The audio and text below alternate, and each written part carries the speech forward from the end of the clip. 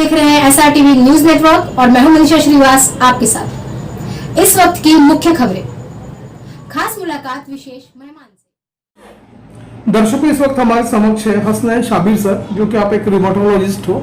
Sir, हम आपसे ये जानना चाहेंगे कि आजकल की जो जीवन शैली जो चल रही भागदौड़ और लोगों को एक्सरसाइज करने को भी टाइम नहीं मिल रहा, तो अपन देख रहे हैं कि काफी जो क्रोनिक पेशेंट है उसमें रिमेटेड्स के प्रॉब्लम काफी आ रहे हैं। तो इसकी क्या मुख्य वजह है, उस बारे में आप बताइए।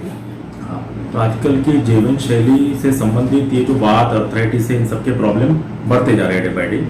पहले क्या होता था, पहले इस चीज़ का पता नहीं होता था कि छोटे जोड़ों में दर्द होता था, बड़े जोड़ों में दर्द होता था, तो लोग सीधा दर्द की दवाइयाँ छोटे मोटे डॉक्टर्स जो भी है वो दे देते थे और बोलते थे कि दवाइयाँ चलने दो, और बहुत ज़्यादा हो गए तो कैल्शियम और विटामिन डी सप्लीमेंट दिया जाता था ये सोच के कि इससे ठीक हो जाएगा।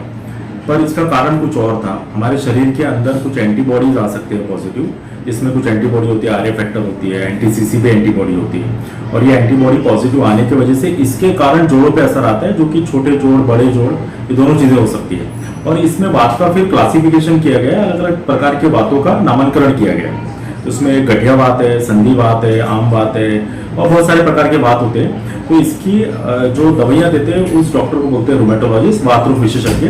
तो एलोपैथी में आज की तारीख में इस चीज़ का इलाज मौजूद है और ये चीज़ का इलाज कर सकते हैं। तो हम जो है कि जनरली अवेयरनेस पेशेंटों में फैलाना भी चाहते हैं, और आपके न्यूज़ चैनल के माध्यम से भी मैं बोलना चाहूँगा कि सभी डॉक्टर्स के लिए भी और सभी आम जनता के लिए भी कि जिनको भी जोड़ों में दर्द या और कोई समस्या है तो अपने वात रोग विशेषज्ञ डॉक्टर से मिलकर इसका समाधान और इलाज कर सकते हैं। इसका जो कारण है वो कारण जीवन शैली भी एक है और जेनेटिक कारण भी होता है, क्योंकि हम लोग के पास जो पेशेंट्स आते हैं तो वो 5 साल के बच्चों से लेके तो 80 साल तक के वयोवृद्ध लोग भी हैं। तो इसमें ये नहीं बोल सकते कि 5 साल के बच्चे को या 6 साल के बच्चों को क्यों हो रहा है। तो जुवेनाइल अर्थराइटिस भी रहता है कि जो 16 साल के नीचे बच्चों को होता है, तो हम लोग के पास वो भी पेशेंट्स है। तो इसमें बच्चों की कोई गलती नहीं है, ना कैल्शियम का कोई फॉल्ट है, ना विटामिन डी का कोई फॉल्ट है, पर उनके शरीर में भी कहीं ना कहीं एंटीबॉडीज का प्रोडक्शन चालू हो जाता है और एंटीबॉडीज का स्तर या उसका लेवल अपने खून में बढ़ने की वजह से ये अर्थराइटिस की समस्या उत्पन्न होती है। तो इस चीज का अगर सही समय पे सही जांच करके सही डॉक्टर द्वारा अगर इसका इलाज चालू किया जाए तो आगे हम उसी तरह से अपना सामान्य जीवन जी सकते हैं जैसे बाकी पेशेंट जी सकते हैं। तो ये हमारा जो मुख्य उद्देश्य होता है कि ज्यादा दर्द निवारक या दर्द की गोलियां लेने की जरूरत ना पड़े और उसके कारण किसी भी हमारे ऑर्गन्स पे या किसी चीज पे असर नहीं आना चाहिए, स्पेशली किडनी लिवर इन चीजों पे असर नहीं आना चाहिए, और पेशेंट जो है अपना जीवन एज नॉर्मल जी सकते हैं जैसे बाकी पेशेंट होते हैं। तो ये इस चीज़ का है। तो सभी जो पेशेंट्स हैं, सभी जो आम जनता है, उनको इस चीज़ का इलाज करना चाहिए और अपने डॉक्टर को बताया कि उसकी सलाह से ही काम करना चाहिए। तो जीवन शैली एक फैक्टर है और जीवन शैली के बाद में भी कुछ चीज़ें हमारे कंट्रोल में नहीं होती है।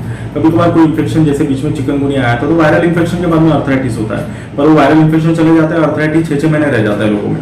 तो अर्थराइटिस का भी इलाज हमको करना चाहिए। कुछ रिएक्टिव अर्थराइटिस होता है, ये होता है। ऐसा ये भी देखा गया कि जो प्रोफेशनल्स लोग रहते हैं, जो पर्टिकुलरली मार्केट में रहते हैं, तो ये इनकी working long standing long sitting का इनका रहता पर्टिकुलरली, तो उसकी वजह से उनके जो पैरों में स्टिफनेस आ जाता है, उसकी वजह से लाख दवाई करने के बाद भी ब्लड सर्कुलेशन से उनका सही नहीं हो पाता। वो उस चीज को एक्सर्शनल या मैकेनिकल बैक पेन या मैकेनिकल स्टिफनेस बोला जाता है। तो उस चीज को डिफरेंशिएट करना होता है कि हम अर्थराइटिस से डील कर रहे हैं या माइल्जिया है। माइल्जिया का मतलब होता है किसी मसल्स आपकी खिंचा रही है, या न्यूरैल्जिया है कि नसों में दबाव है, नसें खिंचा रही है। तो वो एक डिफरेंशिएटिंग पॉइंट होता है कि आपको उसमें अलग अलग तरह से अलग अलग टेस्ट करके और क्लिनिकल डायग्नोसिस करके आपको चेक करके डिफरेंशिएट करना होता है कि आखिर प्रॉब्लम किस चीज में है।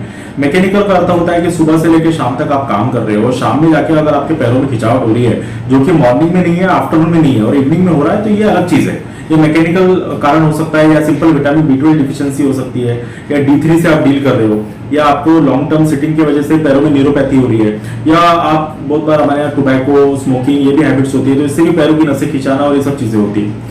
लेडीज होती है हमारे यहाँ, तो नॉर्मली क्या होता है, सीजेरियन हो रहा है, डिलीवरी हो रही है नॉर्मल, तो उसके बाद भी वो 6 महीने या जो भी कैल्शियम विटामिन का सप्लीमेंट लेना होता है तो वो नहीं लेते हैं, तो उसके कारण उनको बाद में फ्यूचर में परेशानी का सामना करना पड़ता है। तो मैकेनिकल कारण, फंक्शनल कारण और ऑर्गेनिक फॉल्ट, इन तीनों चीजों में फर्क करके हमको डॉक्टर की सलाह से जांच करके उसका आगे का इलाज चालू करना चाहिए।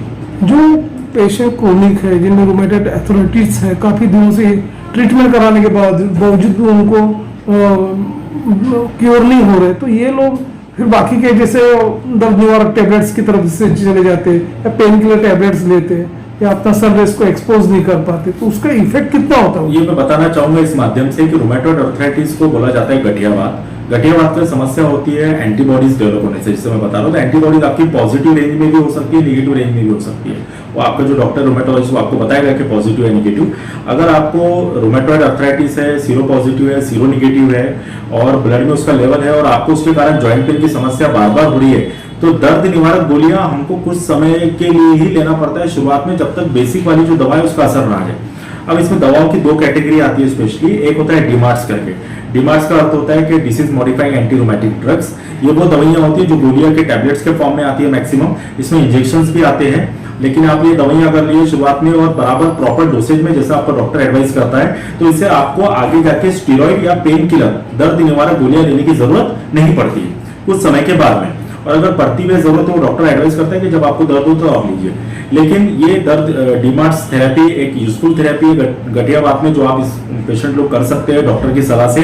और दूसरा इसमें एक ग्रुप आता है बायोलॉजिक्स करके आता है। तो बहुत सारे अभी एलोपैथी में नए नए इंजेक्शंस आ चुके हैं जो आपके बॉडी में इम्यून रिस्पॉन्स कम करते हैं, इम्यूनिटी को मॉड्यूलेट करते हैं और कहीं ना कहीं इन एंटीबॉडीज और इन्फ्लेमेटरी मार्कर की लेवल को कंट्रोल में रखने का काम करते हैं। इन्फ्लेमेटरी मार्कर मतलब ESR और CRP, ये दो बेसिक इन्फ्लेमेटरी मार्कर होते हैं। ये अगर आपका कंट्रोल में है तो आपको आगे जाके स्टीरॉइड या पेन किलर लेने की जरूरत नहीं पड़ती है। हमारे पास कुछ पेशेंट है जिनको गठियावात भी है और किडनी का भी प्रॉब्लम है, तो मैं खासतौर पर बताना चाहूंगा कि उन पेशेंट्सों का भी इलाज किया जाता है। दवाओं का डोज थोड़ा सा मॉडिफाई किया जाता है और ऐसी गोलियां दी जाती है कि किडनी को नुकसान ना पहुंचे। उसमें कुछ पेशेंट डायलिसिस पे होते हैं, कुछ पेशेंट जो है रीनल थेरेपी पे होते हैं, रिप्लेसमेंट थेरेपी पे, ताकि उनकी दवाइयां वगैरह रेगुलर चलती है। लेकिन ऐसी दवाइयां हैं कि जो किडनी को दूर दूर तक नुकसान ना पहुंचाए। और ये मैं खासतौर पे बताना चाहूंगा कि गठियावात और बाकी अर्थराइटिस में ऐसा इलाज मौजूद है कि आप लंबे समय तक 10 साल, 20 साल, 30 साल, 40 साल कर सकते हैं डॉक्टर की सलाह से। लेकिन डॉक्टर आपकी दवा भी कम करेंगे रोमेटोलॉजिस्ट, और आपका जो है आगे भी इसका इलाज चलेगा, लेकिन आपको इसके कोई साइड इफेक्ट भी नहीं होना चाहिए। क्योंकि हम लोग साइड इफेक्ट बताते हैं, लेकिन अगर किसी पेशेंट में होता है तो फिर हमको दवाओं का डोज कम करना पड़ता है। तो दवाइयां मौजूद है, दवा से अपना इलाज करा सकते हैं। किडनी पेशेंट्स के लिए भी है, लीवर पेशेंट्स के लिए भी है, हार्ट पेशेंट्स के लिए भी है। गठियावात या उससे संबंधित और कोई बात होता है तो सभी चीजों का इलाज आज एलोपैथी में मौजूद है और ये करा सकते हैं। सर, जब अपन बात किए जाए हैंड्स के बारे में, तो जैसे जर्क लगने की वजह से, कोई ट्रॉमा आने की वजह से हैंड्स की वेन्स काम नहीं करती, तो ऐसे में हैंड सर्जरी जो उन्हें कराना पड़ता है एक्सरे कराने के बाद, तो उस संबंध में अपना क्या ट्रीटमेंट डायग्नोसिस? ट्रॉमा के बाद में अगर जैसे किसी को हाथ में चोट लगती है, पैर में चोट लगती है या कोई जॉइंट में होता है, तो ये अगर आपकी बोनी इंजरी नहीं है तो हम एक्सरे करके, MRI, CT स्कैन करके वो रूल आउट करते हैं कि कोई बोन इंजरी, बोन ट्रॉमा तो नहीं है। अगर बोनी इंजरी रूल आउट होती है तो उसके बाद में हम फिर बताते हैं कि ये सॉफ्ट टिश्यू इंजरी कैटेगरी में आता है, कि आपकी कहीं ना कहीं मांसपेशियां फटा गई है या नस खिंचा गई है। नस चोकअप होना ये टोटली डिफरेंट एंटिटी है। नस चोकअप अगर किसी पेशेंट में होती है तो आर्टरी या वेन चोकअप होती है, नर्व चोकअप का कोई इश्यू नहीं होता है। तो आर्टरी और वेन चोकअप होती है तो इसका इलाज टोटली अलग है। इसकी भी कुछ दवाइयां आती है, 6 महीना आप साल भर कीजिए तो नस का जो चोकअप है वो निकल जाता है। और आजकल तो इंटरवेंशनल रेडियोलॉजी की मदद से नस का चोकअप खोल दिया जाता है। दूसरा, इसके लिए भी दर्द की गोलियां खाना इसका सोल्यूशन नहीं है, ये सब टेम्पररी है कि दर्द की गोलियां खाइए आप शुरुआती दौर में, जो डॉक्टर आपको लिख के देगा, बाद में वो आपकी बंद हो जाएगी। दूसरा, अगर सॉफ्ट टिश्यू इंजरी होती है तो सॉफ्ट टिश्यू इंजरी को ठीक होने का 10 दिन से लेकर 3 महीने तक का समय लगता है और ये ठीक हो जाता है। बहुत बार हम लोग देखते हैं क्रिकेट मैच के दौरान कि फलाना बॉलर या बैट्समैन कोई गिर गया और अचानक वो हाथ तो हिला है पर उसको कोई फ्रैक्चर नहीं, और अगले दिन न्यूज आ जाती है कि फलाने बॉलर या बैट्समैन को 3 महीने का ब्रेक दे दिया है, क्योंकि सॉफ्ट टिश्यू इंजरी को टाइम लगता है। फ्रैक्चर जो है आपका 4 हफ्ते में जुड़ना चालू हो जाता है, जबकि मांसपेशियां, नस, आर्टरी जो भी है उसको जुड़ने में टाइम लगता है दवाइयों के साथ में, तो 10 दिन से लेकर 3 महीने तक का समय लगता है। और इसमें कहना चाहूंगा कि अगर डैमेज ज्यादा है, कोई कट गया है, कुछ है, तो फिर ऑपरेटिव तरीके से भी इसको ठीक किया जाता है, फॉलोड बाय मेडिसिन आप ले सकते हैं। पर इसका इलाज डॉक्टर की सलाह से करा सकते हैं। इंजरी के केस में ऑर्थोपेडिक्स डॉक्टर इसका इलाज करते हैं, जो कि फ्रैक्चर और संबंधित डॉक्टर होते हैं। और अगर नर्व या आर्टरी या वेन डैमेज होती है तो उसके लिए आगे आप पेरिफेरल वस्कुलर सर्जन होते हैं जो इस चीज का इलाज करते हैं, जो आपको जोड़ने का ऑपरेटिव प्रोसीजर करेगा और आगे आपको दवाइयां भी रिकमेंड करेंगे। विदर्भ और अंतर्राज्यीय दर्शक आपको लाइव देख रहे हैं, हमारे दर्शकों को आपने काफी अच्छी जानकारी दी है गाठिया के बारे में, इलाज के बारे में। तो आप ये भी बताते चले कि जो गाठिया जो रोग है, जो जूनाट है, काफी दिनों से उनका रिकवर नहीं हो पा रहा, ऐसे में यदि वो पेशेंट्स आपके पास ऑनलाइन कंसल्टेशन करना चाहे या आपसे संपर्क करना चाहे तो स्पेशली उन्होंने कहाँ पे आपको संपर्क करना चाहिए? संपर्क करने के लिए ऑनलाइन भी नंबर दिए गए, काउंटर से भी कांटेक्ट कर सकते हैं और गूगल पे इस पे भी नंबर आ जाएगा, तो आप लोग संपर्क कर सकते हैं। तो हम लोग रिकमेंड करते हैं कि वहाँ किसी एक जानकार व्यक्ति से बात कराइए और पेशेंट का एक व्हाट्सएप पे या वीडियो कॉल से या गूगल डियो से उनका वीडियो कॉल करके उससे संबंधित देखिए। इसमें कैसा होता है कि अगर जॉइंट की डिफॉर्मिटी हो चुकी है डिफॉर्मिटी का मतलब है कि अगर आपके हाथ पैर या जॉइंट अगर टेढ़े हो गए और उसमें गठाने आ चुकी है और काफी पुराना है तो वो रिकवर नहीं होता है। हमारा टारगेट क्या है हमको समझना जरूरी है इसमें।